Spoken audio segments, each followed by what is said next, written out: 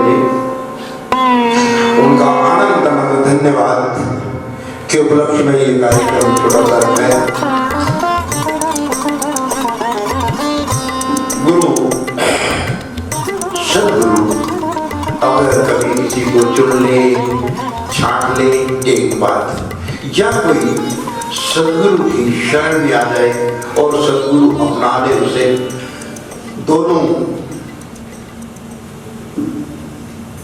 फायदा उस शिष्य का है। वो जो अज्ञात है, जो दिखता नहीं है, जो जानने में नहीं आता,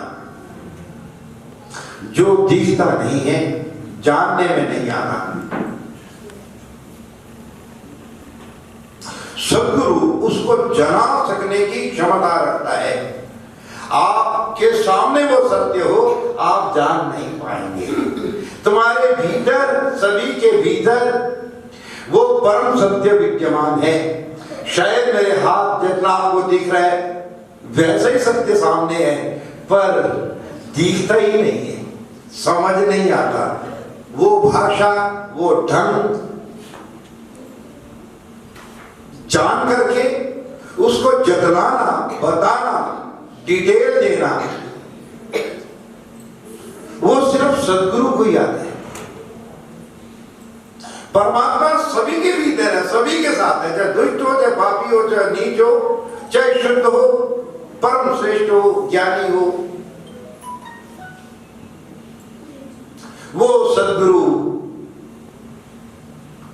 उसके भीतर जो विद्यमान है उसको बिल्कुल नजदीक से बोलिए ऐसे कर देता है और उसको सेकंड में समझ आती, ज्यादा देर नहीं लगती, सेकंड में समझ आ जाती है। मगर ये समझ आने के बाद टिक पाएगा कि नहीं, ये बात दूसरी है। टिकने के लिए भीतर मल, पाप, दोष, अपराध, वासनाएं, इच्छाएं, मन की चंचलता, बहुत सोच, जितनी ज्यादा कर्म में प्रवृत्ति है, जितना ज्यादा कर्म में लगा है, वो आदमी बैठ ही नहीं पाता, वो थोड़ी देर को भी यहाँ इकट्ठा नहीं होता। सदगुरु को जलाने में दिक्कत नहीं है, लेकिन वो भी जड़े खड़े को जगा दे, बता दे, ऐसा नहीं है। वो बड़ा श्रेष्ठ व्यक्ति है, क्योंकि परम जो अनमोल है, बहुमूल्य है, आनंद, उसको सदगुरु ने कैसे पाया वो तो सदगुरु को पता। बहुत लंबी चौड़ी प्रक्रिया से गुजरी है और किसी व्यक्ति को ऐसी जना नहीं, इतना सस्ता नहीं है। जो लोग उस परम सत्य को बड़ा सस्ता करके फेंक रहे हैं, दोषी हैं वो लोग, वो दोष कर रहे हैं, अपराध कर रहे हैं। जरा सा भी उसके विषय में कथन करना किसी के सामने जो अधिकारी नहीं है, तो उस व्यक्ति जो जब वर्णन कर रहा है उसी का प्रतिबंध लग जाता है, उसी को रोक लग जाती है जन्म जन्म के लिए। ये परमात्मा का रहस्य किसी को बतलाने के लिए नहीं होता। अगर कोई जानकर जान लिया बतला रहा है किसी को, तो सदा के लिए बंद हो जाएगा उसको, परमात्मा उसे बिल्कुल कट ऑफ कर देंगे। उसके लिए कोई ठीक ठाक अधिकारी की आवश्यकता पड़ती है। वेदांत अधिकारी वर्णन करता है, योग अधिकारी की बात करता है, सांख्य अधिकारी की बात करता है। अधिकारी तो होना चाहिए सामने, अधिकारी के कुछ लक्षण है, वो किसी एक प्रोसीजर से गुजरा हो। शम, दम, उपरति, तितिक्षा, श्रद्धा, समाधान, समाधि, शक संपत्ति है। और मुमुक्षुत्व, ये मुमुक्षुता, मोक्ष पाने की परम इच्छा किसी को हो, और विवेक हो, फिर वैराग्य हो, फिर शम आदि सब संपत्ति, यानी शम, दम, उपरति, तितिक्षा, श्रद्धा, समाधान, ये 6 बातें को एक संपत्ति कहा है। शम का मतलब अपने मन का शमन, मन को कंट्रोल किया हुआ है। दम यानी इंद्रियों का कंट्रोल है कि नहीं। उपरति उपराम का हो गया कि जगत में हमें धंसा पड़ा है, इसी की वासना, इसी की इच्छा, इसी को भोग इच्छा में भागा मिल रहा है, कि इससे उपराम हो गया है, यानी सत्य को जानने के लिए उत्सुक हो चुका हुआ है, जिसकी फिक्र नहीं रही, जिसको उपरामता हो गई है। शम, दम, उपरति, तितिक्षा, जो उस सत्य को जानने के लिए तितिक्षा यानी तपस्या कर सकता है, सर्दी गर्मी भूख प्यास को सहन कर सकता है, दर्द वगैरह को सहन कर सकता है, आराम से टिक के बैठ सकता है, मन को दूसरे विषय से हटाकर अपने बातों से परमात्मा में रख सकता हो। ऐसा किसी के पास तितिक्षा की गुंजाइश हो, तितिक्षा कर चुका हो। श्रद्धा, वेद, उपनिषद, शास्त्र, जिन महान लोगों ने, ऋषियों ने, मुनियों ने, सद्गुरुओं ने जो उसको जानकर उसके बारे में जो वर्णन किया जिस तरह से भी, उसमें जिसको श्रद्धा है और सदगुरु में परम श्रद्धा हो, सदगुरु के कथन में पूरी श्रद्धा हो, वो अधिकारी है। यानी विवेक गलत क्या ठीक क्या, विवेक क्या है? ये विवेक ऐसे उत्पन्न नहीं होता, जब मन एकाग्र होता है तो विवेक उत्पन्न होने लगता है। विवेक वैराग्य, अगर यही राग है तो सत्य की क्या आवश्यकता है? सदगुरु ऐसे व्यक्ति को थोड़ी सत्य का वर्णन करेंगे। जिसके भीतर विवेक है, ठीक क्या है गलत क्या है, गलत को छोड़कर ठीक ठीक को बोले, जिसकी बुद्धि एकाग्र हो गई है, प्रज्ञा जिनकी स्थिर होगी, कृष्ण गीता में कहती है, वो अधिकारी है।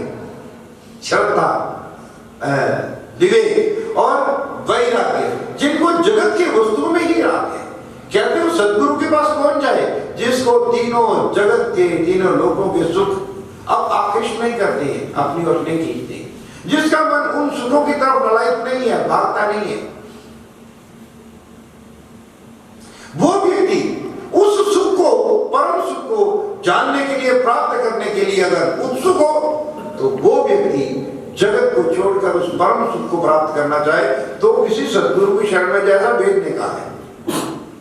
हाथ में समिधा लेकर के, लकड़ी लेकर के सदगुरु के पास जाए और उनको प्रार्थना करे कि मैं परम सत्य को जानने आया हूं और मैंने सब जान लिया, देख लिया, कुछ नहीं, टिक नहीं पा रहा। वो परम सत्य जो लगातार अडिग बना रहे, कूट की तरह स्थित हो, उस सत्य को जानना चाहता हूं और उसके लिए ये लकड़ियां साथ में ला, अग्नि का साक्षी लेकर के मैं तुम्हारी शरण ग्रहण करने के लिए आया हूं और मैं अब एक ही लक्ष्य है मेरा कि मैं उस सत्य को जानना चाहता हूं। यदि सदगुरु उसे ऐसा व्यक्ति को योग्य समझे, उसमें लक्षण है, जिज्ञासा, पिपासा, विलासा पूरी है, तो सदगुरु को ज्यादा देर नहीं लगती, बस थोड़ा सा ही, बड़ी नजदीक से बोला ये रह सकते, सामने बिल्कुल मालूम पड़ेगा एकदम। कहते व्यक्ति जिसने सत्य को नहीं जाना है और अपने आप को आत्म रूप में जिसने अपने आप का स्मरण किया है, मैं आत्मा हूं, सिर्फ आत्मा, जानने वाला सिर्फ आत्मा में, ऐसा जिनका अभ्यास है, वो तो एक बात है, तो प्रत्यक्ष ज्ञान है। लेकिन शास्त्र में कथा से सुनकर के ये जानने मानने कि मैं आत्मा हूं और उस परम तत्व पर परमात्मा से अलग नहीं हुए किए, ये जाना नहीं है लेकिन माना है और मान कर उसी को ही पक्का कर रहा है। ऐसा व्यक्ति भी मरने के बाद वेदांत कथन है कि वो क्रमिक मोक्ष को प्राप्त होता है और जिसने यही प्रत्यक्ष कर लिया वो यही इसी समय मुक्त हो जाएगा। वो प्रत्यक्ष ज्ञान है, एक क्रमिक ज्ञान है युगपथ। युगपथ में तो इसी समय जाना जाता है, द वेरी सेम टाइम। और अगर कल्पना करके मान करके चल रहा हो कि मैं परमात्मा से अलग नहीं हूं, मैं आत्मा हूं, शरीर नहीं हूं, मन नहीं हूं, प्राण नहीं हूं, इंद्रिया नहीं हूं, मेरे क्या गुरुदेव का ये सिद्धांत है, यही ज्ञान है जो मैं कह रहा हूं। ऐसा कोई व्यक्ति अगर मान कर चल रहा, परोक्ष ज्ञान ही हो जिसके पास कि मैं ऐसे ही कल्पना करके चिंतन करता हूं, मान करके, तो कहते हैं वेदांत कहता है कि मरने के बाद वो ऊपर के लोकों में जाता है और ऊपर के लोक में जाएगा और ऊपर के लोक में जाएगा। जब महाप्रलय आएगी, जब कयामत होगी, सारा ब्रह्मांड प्रलय को प्राप्त होगा, उस समय नीचे के लोग समाप्त होते हैं, फिर ऊपर के, फिर ऊपर के।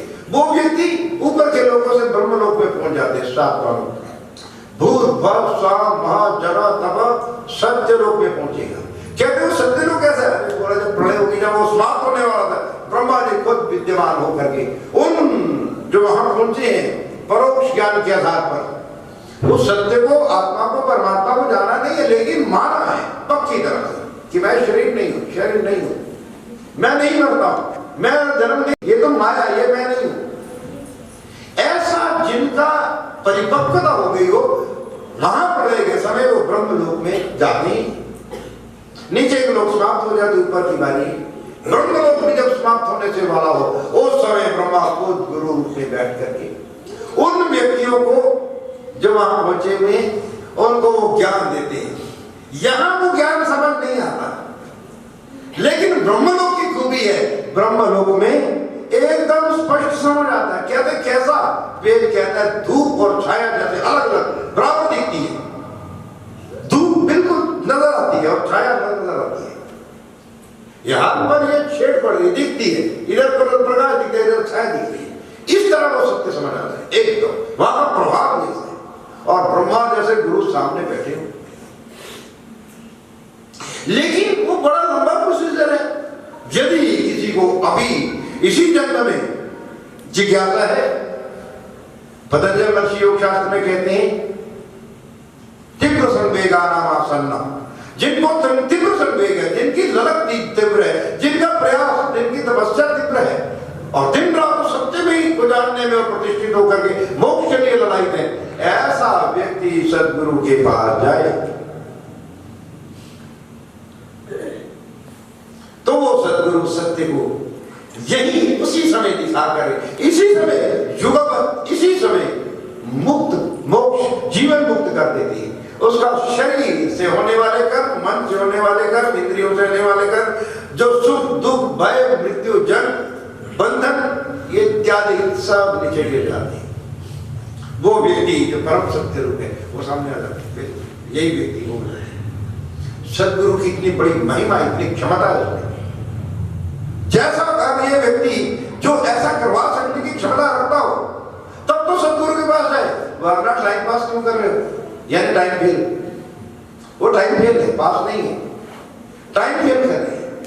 अगर ये ललक नहीं है कि मैं सत्य को जानना चाहता हूं, खाली एक डर की और लालच की वजह से सदगुरु बनाया, उसकी शरणापन्न हुए, वो काफी नहीं। ये भी काफी है लेकिन चाय नहीं, ये मतलब काफी नहीं तो चाय है, चाय भी नहीं। ये काफी नहीं कि गुरु की शरण में जाए तो हो जाएगा, नहीं। लेकिन फिर भी जो नहीं गया है कभी, उनसे तो बेटर है।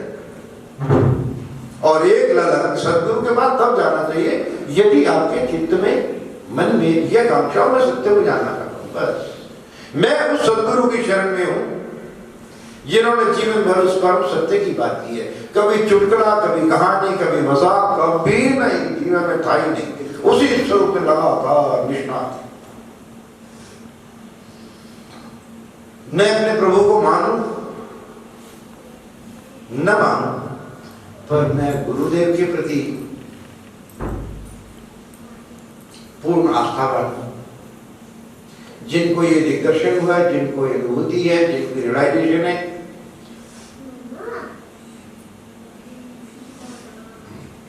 उन लोगों को पता है मेरे गुरुदेव की क्षमता क्या है। उस परम सत्य में जो हम लोग प्रतिष्ठित हुए हैं, सदगुरु की कृपा से, अनुग्रह से, उसी कृपा के लिए मैं बार बार मेरा यही कहना है कि अगर गुरुदेव के दरबार में आए हैं तो उस वो ललक हो, वो चाहत हो, वो जिज्ञासा हो, उसी सत्य को जानने के। वरना ये जगत मिथ्या है, ये तो सब नष्ट हो जाएगा। इसको जाना हुआ तुम्हें बोझ, इसी का जाना क्या हुआ, ये सिर्फ ज्ञान नहीं, बोझ में आदमी तबे जा रहा है, तबे जा रहा है। उसको जाना ही नहीं जो जानने लायक था, वो जाना जिसे नहीं जाना। जानने से कुछ स्थिरता नहीं आती। उस धैर्य के लिए उस सत्य को जानना होता है, और सत्य को जान के आदमी फिर परम स्थिर हो जाता है। मैं उस सदगुरु को अपने लिए और शिष्य मंडल साधक के लिए तहे दिल से प्रार्थना करूंगा कि इसमें जो भी बाधा है, रुकावट है, विघ्न है, हर्डल है, ऑब्स्टेकल है, उसे गुरुदेव आप हटाए, ताकि हिरण्मयेन पत्रेण सत्य चाभिहितं मुखं तत्त्वं पूषन् नवावृणु सत्य धर्माय निष्ठये। हे परमदेव, अमृत के पुत्रों मेरी बात सुनो कि ये जो जगत है हिरण्मयेन पत्रेण, ये सत्य सोने के पात्र से ढका हुआ है। सोने का पात्र है ये। सोना मतलब जिसमें हमारा लालच है, जिसको भोगना चाहते, जिसको इकट्ठा कर रहे हैं, जिसके लिए दिन रात लगे हुए, ये जगत के विषय भोग, इसके नीचे ढका हुआ है अमृत के कलश, अमृत ये सोने के कलश में नीचे दब के बैठे। हे परमात्मा, वो सत्य को जानने के लिए कृपया इस सोने के पात्र से इस ढक्कन को हटा दो ताकि मैं सत्य को जान सकूं। ऐसी जिन लोगों की पिपासा है, जिज्ञासा है, परमात्मा उनकी फरियाद को पूर्ण कर सकते हैं। और सदगुरु तो कृष्ण शंकर भगवान कहते हैं सदगुरु से बड़ा कोई नहीं, कोई नहीं, कोई नहीं, ना गुरु अधिकम, ना गुरु अधिकम, क्योंकि वो सत्य को दिखा सकता है। बस मैं जिनकी शरण में हूं, उन गुरुदेव ने आज के दिन मुझ पर अनंत कृपा करके मुझे अपना लिया है। मैं उनका धन्यवाद के रूप में ये दिन आयोजित का छोटा सा कार्यक्रम, ज्यादा नहीं, भंडारा भी नहीं, क्योंकि 8 बजे कल ग्रहण लग जाएगा, उससे 12 घंटे पहले सूतक लग जाता है। भगवान को धूप बत्ती भोग इत्यादि नहीं लगता है इसमें, इसलिए पहले लगा दिया। बस यही बोला था 3 से 6 होगा, ज्यादा 7 बजे के बाद 2 मिनट आरती करें। तो हैप्पी बर्थडे बोलना क्या, रहने दे, नहीं बोलना है, बस 5 मिनट से ज्यादा नहीं।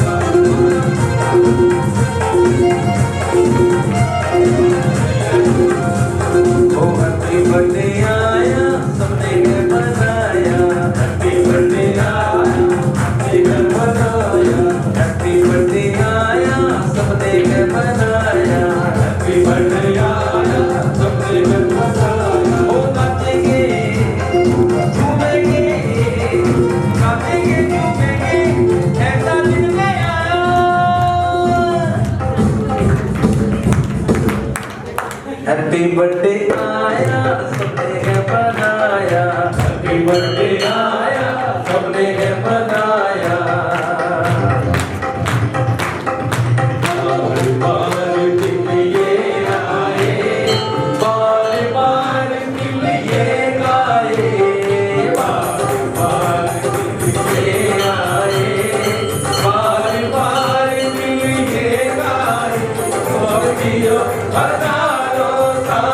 ये मेरी है वाली,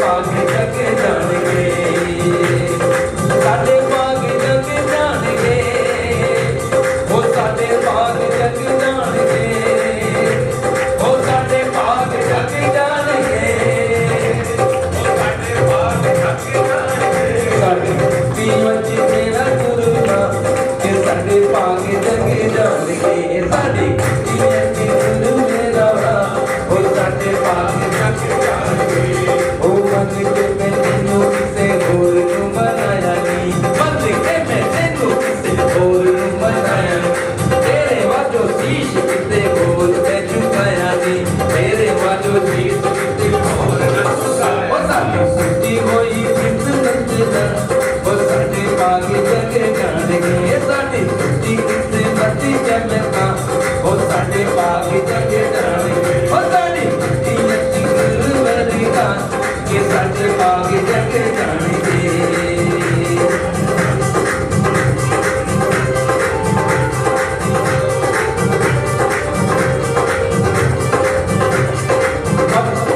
हैप्पी बर्थडे आया सबने बनाया हैप्पी बर्थडे आया सबने बनाया हैप्पी बर्थडे आया सबने बनाया ओ नाचेंगे झूमेंगे नाचेंगे झूमेंगे ऐसा दिन नहीं आया हैप्पी बर्थडे आया सबने बनाया हैप्पी बर्थडे आया सबने बनाया happy birthday to you happy birthday to you happy birthday to you गुरु जी happy birthday to you happy birthday to you happy birthday to you happy birthday to you गुरु जी happy birthday to you happy birthday to you दादा happy birthday to you happy birthday to you गुरु जी happy birthday to happy birthday to you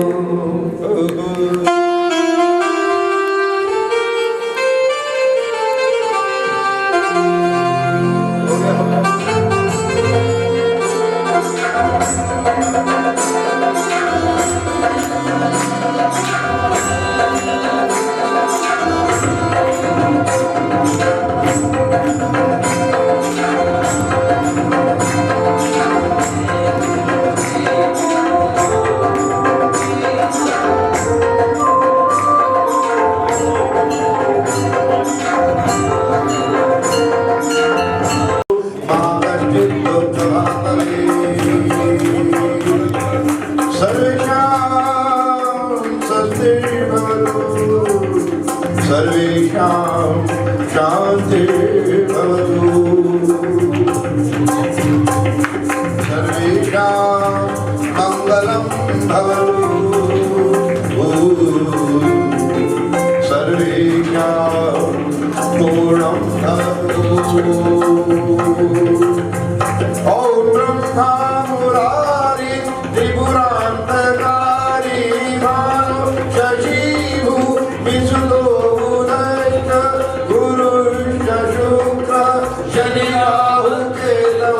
सर्वे शांतिकरा भवन्तु सर्वे शांतिकरा सर्वे शांतिकरा भवन्तु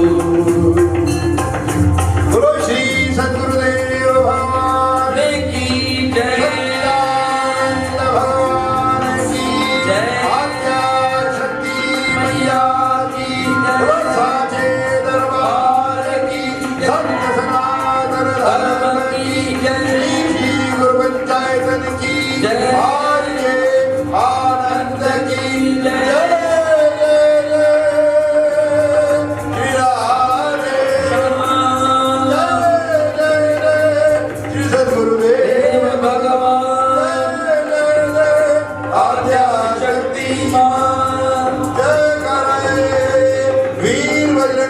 हर हर महादेव।